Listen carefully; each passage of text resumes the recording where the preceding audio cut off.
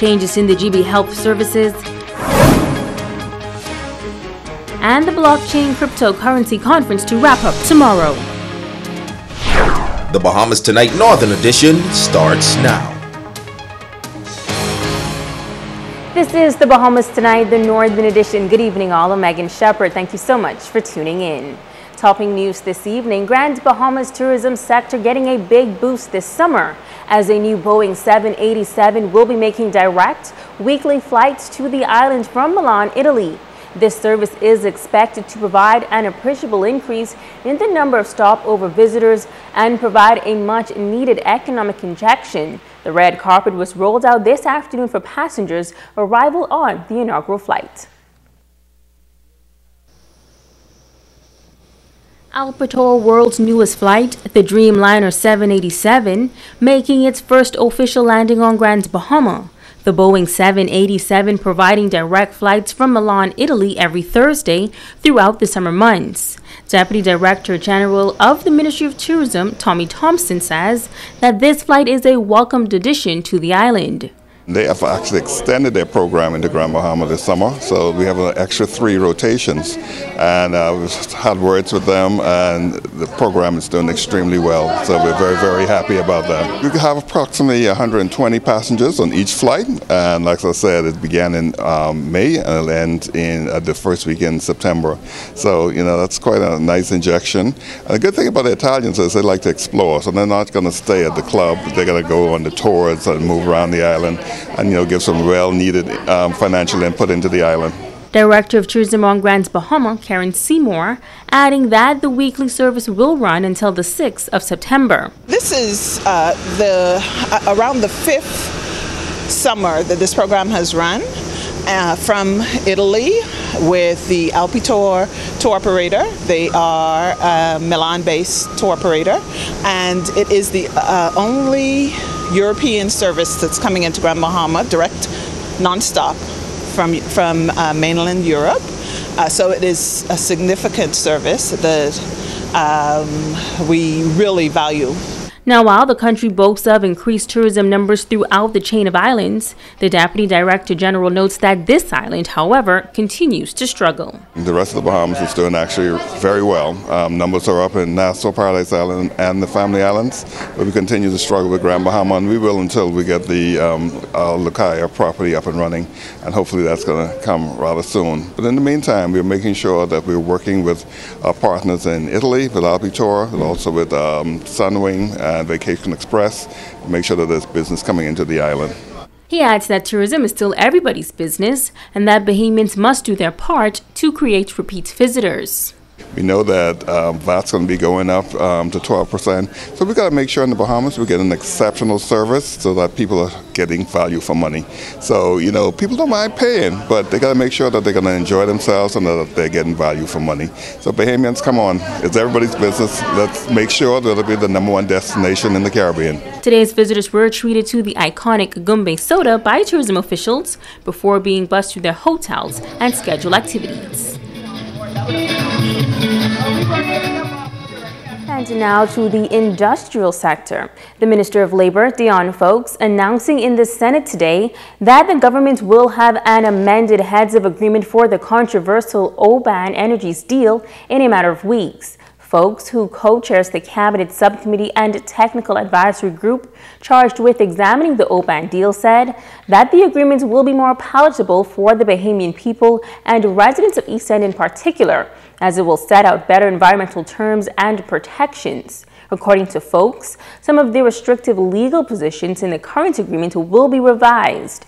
The government signed the $5.5 billion agreement with Oban Energies back in February for the oil refinery and storage facility for East Grand Bahama. In March, Prime Minister, the Honorable Dr. Hubert Minnis, admitted that his government made a series of missteps regarding its deal with Oban Energies in its haste to jumpstart the Grand Bahama economy. The 3-day blockchain and cryptocurrency conference continuing at the Grand Lucayan Resort. The conference is geared towards educating the public on the new technology that is considered to be one of the fastest growing sectors. Today's session featured an international speaker who says this new technology is the future. Italia Hall has the details. Local and international speakers who focus on the development of blockchain and cryptocurrency around the world. Senior Advisor for Digital Currency Initiatives at MIT Media Lab and Chairman of the Advisory Board for CoinDesk, Michael Casey, giving the keynote address. He says this new technology is a big paradigm shift as to how records are managed. Decentralized system using some fancy cryptography and a whole lot of other complicated mechanisms by which sets of different actors from different communities who may or may not trust each other can keep a common record of their exchanges, of their transactions, right? And with that as a base, the idea is that we can remove a lot of the costs, the intermediation costs of banks, of other institutions that sit in the middle of our transactions. And when it comes to record keeping, he says there is a lot of history. Over 7,000 years, we've been keeping records as a society. In fact, civilization is built upon the need to keep records, to have an accounting of all of our exchanges, and how through history that was done through centralized systems, and we had to trust ledger keepers, and our entire system of managing information has been built upon that. So now we have a decentralized mechanism for managing that very, very important process of record keeping.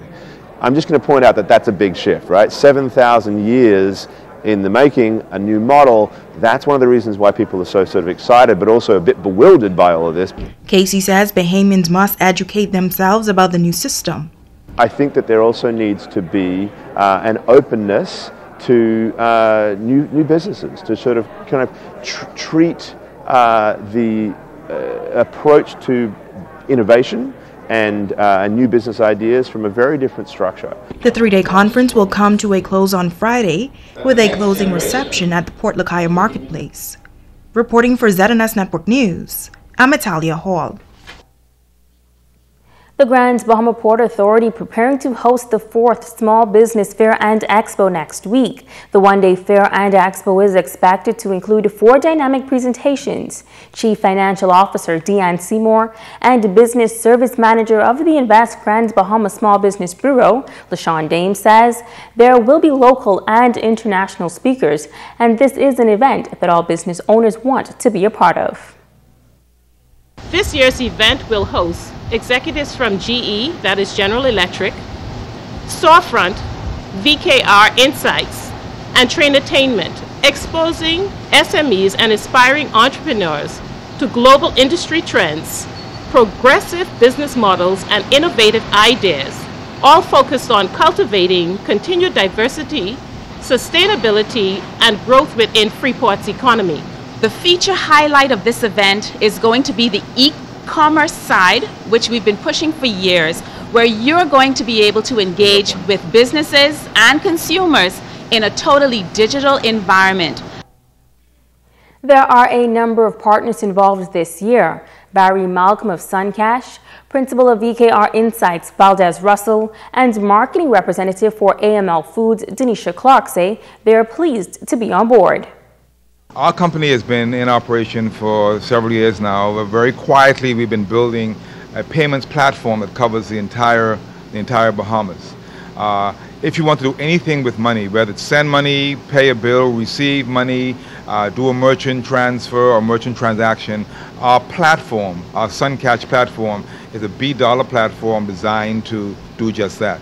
At VKR Insights, our commitment is to empower Bahamian entrepreneurs and businesses to realize their full potential, and our commitment is to ensure that through our interactive and dynamic presentations, we have the opportunity to highlight what is innovative, exciting, and trending around the world that we can also employ here at home.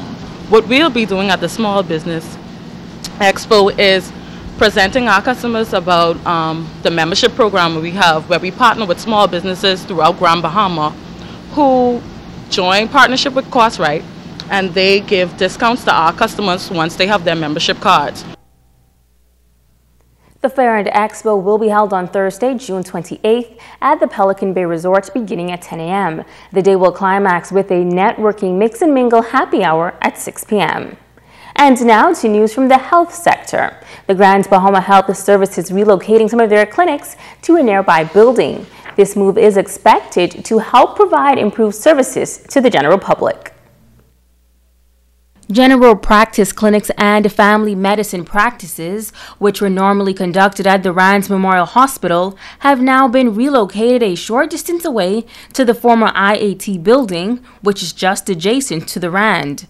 Administrator Sharon Williams says the move was inspired by a number of reasons. One of those is the expanding crowd on our emergency services as we have discussed over the number of years, and finding a way to alleviate that crowd for the purpose of ensuring a more effective care for our emergency clients, and in addition our outpatient clients, to make sure we decrease the wait time for services at our accident and emergency room. Now that these clinics have been moved out of the hospital, Williams said they will now have more space to accommodate more beds. Dr. Tiadra Dorset Johnson says the new building will house specialty clinics as well as cater to general health care matters. You can get your physical, like a checkup, pap smear is included. Persons may need physicals for school, so you may get the immunization updated as well. Any health issues you may have that's long-standing, ongoing, you want to check on that, you may also come. We invite persons to walk in, however, you may also make an appointment, similarly, so that you can reduce your wait time. The new location has only been open for just over a week, and Principal Nursing Officer Sherilyn Bain says they will gradually add more services as time progresses. In the next week or so, some other services will be coming over. These services are currently held at the outpatients department at the Rand. We're looking at our child health immunization clinic, and also our chronic non-communicable disease clinic will be coming over as well. Williams added that patients have already begun expressing their satisfaction with the new location. Our first week would have went smoothly, and that is thanks to the hard-working team that managed this relocation. Our Senior Assistant Hospital Administrator, Ms. Sharonette Novel-Smith, and the clinical team and the support care team would have ensured that the move for the clients and the healthcare team was seamless. Megan Shepard, SEDINET. You're watching the Bahamas Tonight, the Northern Edition. Stay with us. There's more news right after this break.